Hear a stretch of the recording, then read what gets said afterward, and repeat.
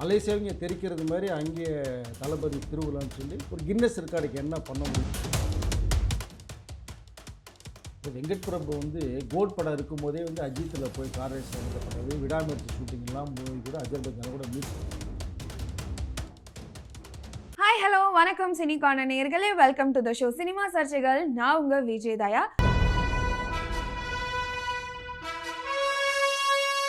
இன்னைக்கான நேர்காணலில் நம்மளோட யார் இணைஞ்சிருக்காங்க அப்படின்னா பத்திரிகையாளர் வெங்கடேஷ் அவர்கள் தான். ஸோ பரபரப்பாக வந்து ஜனநாயகன் விசஸ் பராசக்தின்னு போயிட்டு இருக்கு. அது என்னன்னு தான் கேட்க போகிறோம். வாங்க அவரை சந்திக்கலாம். வணக்கம் சார், எப்படி இருக்கீங்க? வணக்கம், நல்லா இருக்குமா. ஸோ பராசக்தி வந்து அடுத்தடுத்து சிங்கிள்ஸ் ப்ரோமோஸ் எல்லாமே ரிலீஸ் பண்ணிட்டு இருக்காங்க. ஸோ இதுவுமே ஜனவரி 9 தான் வரப்போகிறதா தகவல். இது எந்த அளவுக்கு உண்மை? இல்லை, கிட்டத்தட்ட உண்மை தான். சிவகார்த்திகேயன் அவர்கள் வந்து ஆக்சுவலாக முதல்ல வந்து ஜனவரி 14 ரிலீஸ் பண்ணுற மாதிரி இருந்தது. ஜனநாயகன் வந்து ஜனவரி 9 ரிலீஸ் பண்ணுற மாதிரி தான் இருந்தது அசிடிஸ் ப்ரோக்ராம். இப்போ திடீர்னு ஒரு சின்ன சேஞ்சஸ். இது என்னென்னா, இதுக்கு என்ன கூறப்படுதுன்னா, மற்ற லாங்குவேஜில் ரிலீஸ் பண்ணும்போது அங்கேயே நிறைய பெரிய ஹீரோக்கள் படம் வர மாதிரி ஒரு சூழ்நிலை வரும்போது தான் 14 தியேட்டர் கிடைக்காது அப்படிங்கிற ஒரு மிகப்பெரிய விஷயம் நம்ம ஆலோசனைக்கப்பட்டது. அப்போது சிவகார்த்திகேயனுடைய முடிவு என்னென்னா, நீங்கள் 9 ரிலீஸ் பண்ணிடுங்க அப்படின்ட்டாங்க. இப்போ ப்ரொடியூசர் எல்லாருக்குமே ஷாக்கு. 9 அப்படின்னா விஜய் சார் படம் வருது வேறு அப்படிங்கும்போது, பரவாயில்ல, ஒன்றும் தப்பு இல்லை, ஏன்னா 9 பண்ணோம்னா தான் நம்ம மற்ற லாங்குவேஜும் பண்ண முடியும் அப்படிங்கிற ஒரு கணக்கில் வந்து இப்போ ரிலீஸ் ஆகுது. ஸோ 9 இப்போது துப்பாக்கி கொடுத்தவர் கூடயே மோதுறாரா சிவகார்த்திகேயன் அப்படிங்கிற அளவுக்குலாம் இப்போ நிறைய விஷயங்கள் சோஷியல் மீடியாவில் பேச ஆரம்பிச்சிட்டாங்க. பட் இது ஒரு பக்கம் நம்ம பார்த்தா கூட இன்னொரு சைடு பார்க்கணும்னா எல்லாருமே ஒரு ஸ்டேஜ் தாண்டணுன்னா வரணும்னு ஃபீல் பண்ணுவாங்க, அடுத்த கட்டத்துக்கு போகணுன்னு. நான் விஜய் இப்போ அரசியலுக்கு போயிட்டார். இப்போ சினிமா அவருடைய சீட்டு இப்போ காலி ஆகிடுச்சு. ஸோ அவர் தான் துப்பாக்கியை கொடுத்து கோட்டில் நீ வா தம்பின்னு சொல்லி சொன்னார். நீங்கள் உங்கள் வேலையை போகிறீங்க, உங்கள் இடத்த நான் பார்க்குறேன்னு டைலாக் வேறு கொடுத்துட்டார். இப்போ கிட்டத்தட்ட பார்த்தீங்கன்னா அந்த சீட்டுக்கிட்ட வந்து நின்ட்டார். இப்போது விஜய் அஜித்ன்ற பேரில் வந்து இப்போ வந்து Ajith Sivakarthikeyan AK and versus வந்து எஸ்கேங்கிறது மாதிரி ஒரு போட்டி உருவாகுது. இப்போ இதில் என்ன ஒரு 2 விஷயம் பார்க்கப்படுது அப்படின்னா, ஜனவரி 9 ரிலீஸ் ஆகும்போது வந்து இப்போது விஜய் ஒரு மலை மாதிரி, ஸோ ஒன்றும் மறுப்பதுக்குள்ள மிகப்பெரிய உச்சத்தில் இருக்கார். எஸ்கே வந்து வளர்ந்து வந்துட்டு இருக்கிற மிகப்பெரிய ஒரு ஹீரோ. வந்துட்டார், கிட்டத்தட்ட வந்துட்டார். வளர்ந்து வரன்னு சொல்ல முடியாது, வளர்ந்து வந்துட்டார்னே சொல்லலாம் நம்ம. அப்படி இருக்கும்போது அவர் என்ன ஒரு பெரிய ஒரு ட்ரீமில் இருக்கார் அப்படின்னா, இப்போ யார் கூடயா மோதுனா தான் நம்ம வந்து இன்னும் ரேஞ்சுக்கு போக முடியும் அப்படின்னு வந்து எஸ்கேவுடைய தாட். ஓகே. பட் அவருடைய பார்வையில் பார்க்கும்போது சரியாக தான் இருக்கும். மோதல் தான் தனுஷ் கூட ஆல்ரெடி இருக்கே. இல்லை, அந்த மோதல் வேறு, அது வந்து பர்சனல் மோதல். அது இது வந்து படத்துக்கு கூட மோதுற மோதல். இது என்னென்னா, இப்போ விஜய் கூட மோதணும்னா இப்போ என்னென்னா, அந்த கண்டென்ட் வேரிஸாக நீங்கள் எடுத்துக்கிட்டிங்கன்னா 2 படமே ரொம்ப எக்ஸலண்ட்டான ஒரு படம். 2மே அருமையான கண்டென்ட். ஜனநாயகன்லாம் வந்து உங்களுக்கு அவருடைய ஹிட்டெல்லாம் பார்த்தீங்கன்னா தாறுமாறாக இருக்கணும் தான் நான் என்னுடைய பார்வைக்கு தெரியுது. ஏன்னா அருமையான கண்டென்ட். விஜய் வேறு 2 கெட்டப்பெல்லாம் மனசு பின்னிருக்காரு. இந்த பக்கம் எடுத்திங்கன்னா 1965 நடந்த ரியல் சம்பவத்தின் பேஸில் வந்து எடுக்கிறாங்க. அது இன்றைக்கி இருக்கிற சாதாரணமாக எல்லாம் சொல்லலாம் 2K கிட் ஜென்சி கிட் அவங்களுக்கு என்னென்னே தெரியாது அவங்களுக்கு. ஸோ அந்த 65 மேட்டரை வந்து நீங்கள் அவங்கள அந்த விஷுவலேஷனோட, அந்த லொக்கேஷனோட, அந்த காஸ்டியூமோட, அதனுடைய ரியல் நடந்த ஒரு சம்பவத்தை என்ன வந்து தெரிஞ்சுக்கிறதுக்கு ஒரு வாய்ப்பு இருக்கும்போது அது ஒரு அருமையான கண்டென்ட். டைரக்டர் இதை சுதா வேற வந்து நிறைய விஷயங்கள் ஆராய்ச்சி பண்ணி அந்த படத்தை பண்ணியிருக்காங்க. அப்போது விஜய் கூட மோதணும்னா, இப்போ விஜய் இடத்துக்கு வந்துட்டார், அங்கே சீட்டில் உட்கார போகிறான்னு தானே பேசிகிட்டு இருக்காங்க. இப்போது ஜனநாயகனோட மோதும் போது அந்த படம் ஒரு வேலை எக்கு தப்பாக ஹிட் ஆயிடுச்சுன்னு வச்சுங்க. ஜனநாயகனா Parasakthi. Okay. Jananayagan super hit, அதில் அது வந்து மாற்று கருத்தே இல்லை என்னுடைய பார்வையில். ஏன்னா அருமையான ஒரு கண்டென்ட்டில் விஜய் விளையாடி இருக்கார். பட் அவரோட மோதும் போது ஏன்னா பராசக்தி நல்ல கண்டென்ட். ஸோ 2மே அருமையான ஒரு மேட்டரில் வருது. ஒரு சிங்கமும் சிறுத்தையும் போகிறது மாதிரி தான். இப்போ முதல்ல வந்து புலி போன மாதிரி இருந்தது, இப்போ சிங்கமும் சிறுத்தையும் போகிற மாதிரி ஆயிடுச்சு. இப்போ பராசக்தி வந்து ஜனவரி 9 ஜனநாயகனோட மோதும் போது ஒரு வேலை அப்படின்ற மாதிரி ஹிட் ஆச்சுன்னா, அப்போ நான் விஜயோடலாம் கிராஸ் பண்ணி போயிட்டேன், அவரோட மோதி என்னுடைய படம் வந்து ரொம்ப சூப்பர் ஹிட் ஆகிடுச்சு அப்படின்னு சொல்லப்படுறதுக்கும், அவருடைய சம்பளம் வந்து மிகப்பெரிய உயர்றதுக்கும், அவருடைய மார்க்கெட் விலை தாறுமாறாக எகிறதுக்கும் மிகப்பெரிய ஒரு வாய்ப்பாக இது இருக்கும். ஓகே. ப்ரொடியூசர்ஸ் எல்லாமே விஜய் கிட்ட போகிறாங்க இல்லையா, இப்போ அப்படியே டேர்ன் பண்ணுவாங்க, சிவகார்த்திகேயன் டேர்ன் பண்ணுவாங்க. ஏன்னா விஜய் போயிட்டு அரசியலுக்கு போயிட்டார், கடைசி படம். இப்போ சிவகார்த்திகேயன் திரும்புவாங்க ஆட்டோமேட்டிக்காக. அப்போ அவருடைய ரேஞ்ச் வந்து தாறுமாறாக எகிரும். அந்த ஒரு கால்குலேஷன் தான் கிட்டத்தட்ட போட்டிருக்காங்க. ரெண்டாவது இதுக்குள்ளே வந்து அரசியலும் இருக்குது. விஜய் அரசியல் இருக்காங்க. இந்த பராசக்தி படம் வந்து ரெட் ஜெயின் மூவிஸ் தான் ரிலீஸ் பண்ணுறது. ப்ரொடியூசர் வந்து அவங்களுடைய வந்து ஆதரவாளர்கள். அப்போ இந்த கண்டென்ட்டே பார்த்தீங்கன்னா திராவிட முன்னேற்ற கழகத்தில் கலைஞர் அவர்கள் வந்து இந்திய எதிர்ப்பு போராட்டம் நடந்த ரியல் சம்பவத்தில் பேசிக்கில் உருவாகுது. அப்போ இதை வந்து வேறு லெவலுக்கு கொண்டு போகணுன்னு தான் இவர்களும் நினைப்பாங்க. ஓகே. அப்போது ஒன்றா ரிலீஸ் ஆகும்போது இதில் சிவகார்த்தியனுடைய இன்புட் இருந்தால் கூட அரசியலுடைய இன்புட் இன்னும் அதிகமாக இருக்கும். இப்படியாவது விஜய் இதை காலி பண்ணிடலாம், ஜனநாயகனை வந்து காலி பண்ணிடலாம், இந்த படத்தை வேறு லெவலுக்கு கொண்டு போயிடலாம் அப்படிங்கிற அந்த ஒரு கண்ணோட்டமும் பார்க்கப்படுது. ஸோ 2 in 1 ஒரே கல்லில் 2 மாங்காய் மாதிரி ஒருவேளை ஹிட் அடிச்சிச்சுன்னா ஜனநாயகன் ஆஃப் பண்ணி விட்டு அந்த தியேட்டர் ரொம்ப ப்ராப்ளம் கிரியேட் பண்ணுவாங்க. பராசக்தி நிறையா தியேட்டர் கிடைக்கும், ஓகே. ஜனநாயகனுக்கு வந்து தியேட்டர் கம்மியாக கிடைக்கும். அதுக்கு மீறி பல போராட்டங்களை தாண்டி அந்த படம் சூப்பர் ஹிட் ஆகி தியேட்டர்ஸ் ஓனர்ஸே நாங்கள் ஜனநாயகன் இன்னும் நிறையா தியேட்டரில் போடணும்னு சொல்லி லைக் பண்ணுவாங்க இதை. அப்போ இந்த ஒரு சிக்கல் அரசியல் ரீதியாகவும் விஜய்க்கு வந்து ஒரு சிக்கல்கள் வருது. படம் ரிலீஸ் அப்பவும் பார்த்தீங்கன்னா ஒரு வாரம் கழிச்சு தான் வர்றது மாதிரி இந்த பராசக்தி திடீர்னு இப்போது ஜனவரி 9th மாதிரியான ஒரு பேச்சுவார்த்தை போயிட்டு இருக்கும்போது இது மிகப்பெரிய வெற்றினால் சிவகார்த்தியனுடைய ரேஞ்சு வேறு. சுமாரான வெற்றினாலும் ஒன்றும் தப்பில்லை. இப்போ எப்படி இருக்கார் சிவகார்த்தியன் அதே ரேஞ்சிலே இருப்பார்.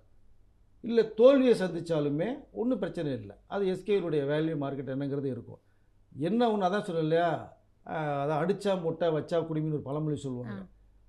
வந்தா மலை போனால் மடுங்கிற மாதிரி ஒரு விஷயம் ஒரு பழமொழி இருக்குது. அதில் வந்து இது எது வந்து சாத்தியமாகும் அப்படிங்கிறது வந்து தெரியல. ஜனவரி 9th தான் தெரியும். என்னை பொறுத்த மட்டுமே 2 படமே மிகப்பெரிய ஹிட்டாக இருக்கான வாய்ப்புகள் நிறையா இருக்குது.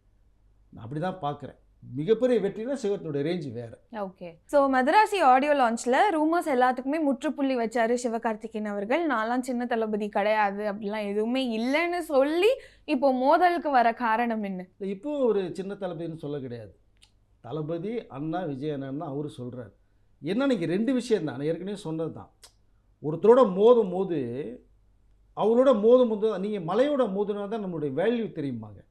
தனியாக வந்தால் சிவகார்த்தியன் படம் நார்மல் ஒன்றும் பிரச்சனை இல்லைம்பாங்க. இப்போ விஜய்ங்கிற அந்த பெரிய உச்ச நடிகர்னு நம்ம வந்து எல்லாம் சொல்லப்பட்ட ஒரு விஷயம். அதை விட்டு தான் அரசியலுக்கு போகிறது அவரும் சொல்லியிருக்கார்.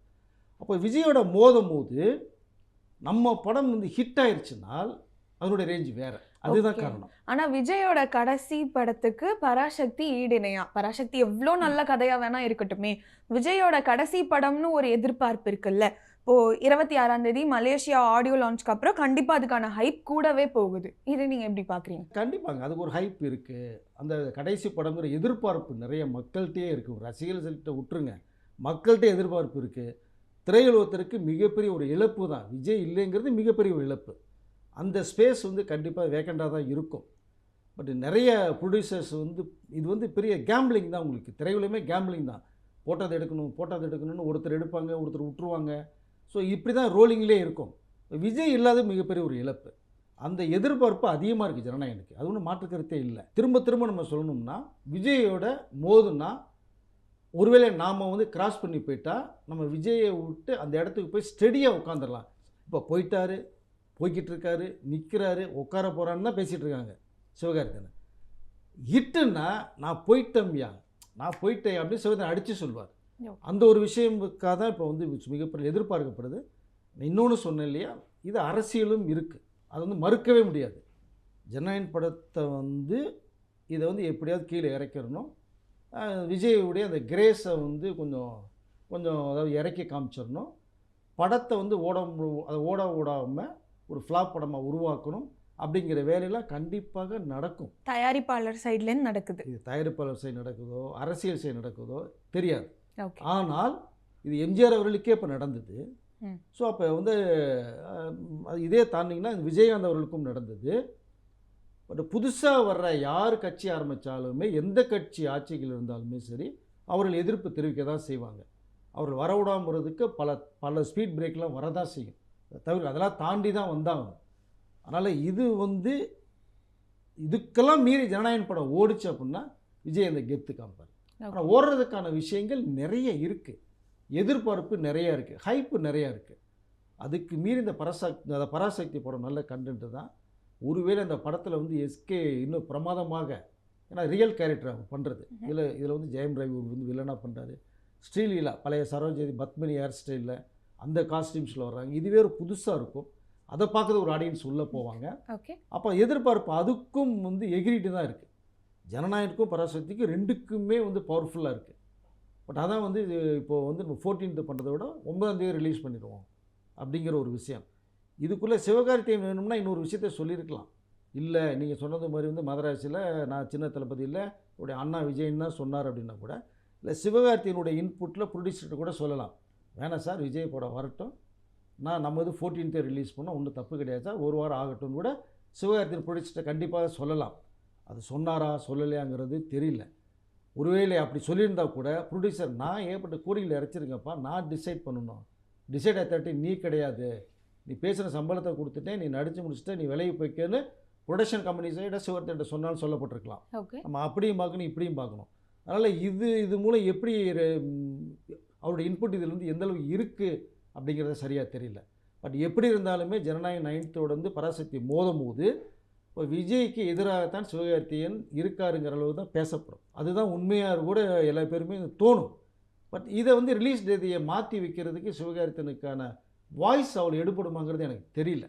பட் அவர் சொல்லியிருக்கலாம், இல்லை சொல்லாமல் இருந்திருக்கலாம், தெரியாது. நீங்கள் சொன்னது மாதிரி அவர் அண்ணா சொல்கிறார் சின்ன தளபதி நான் இல்லைன்ட்டார்.